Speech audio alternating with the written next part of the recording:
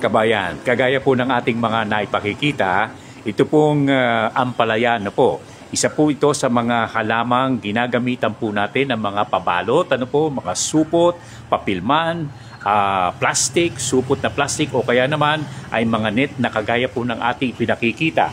At ito po para mabigyan po ng proteksyon ang mga halamang tulad po nito. Alam nyo, yung po mga halaman na kagaya po ng ampalaya, pipino, yung pong mga santol, mangga, at lahat po ng mga malalambot na kayang-kayang butasin po ng mga insekto na kagaya po ng fruit fly ay kinakailangang balutan po natin.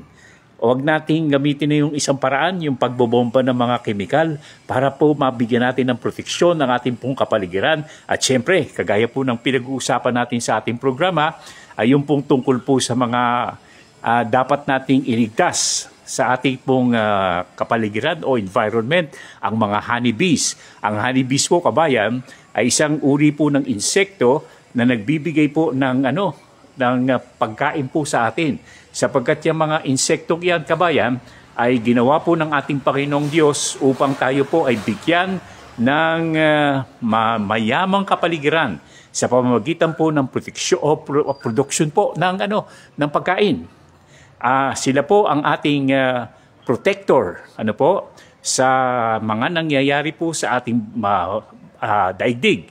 Sapagkat yan pong pagkukulang ng mga yung pagkakasira ng ating kapaligiran, pagkakasira po ng mga halaman, kahit na po damo, kahit na po puno, basta't nagpo-produce po ng mga bulaklak at nakukuha ng umo o pollen ng mga insekto tulad po ng honeybee, ayan po ang magbibigay po sa atin ng magandang kinabukasan.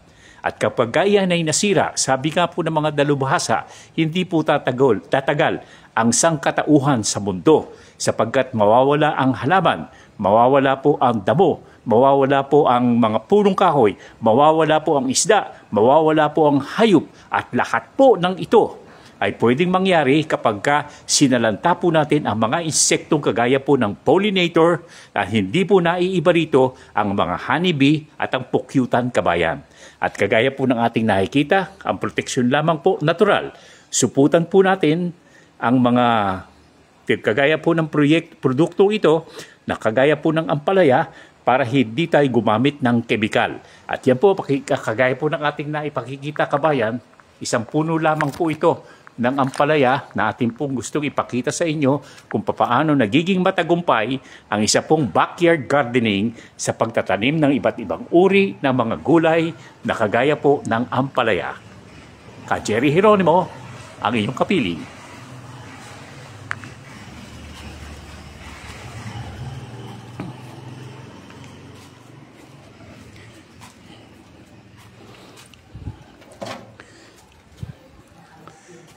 Ha?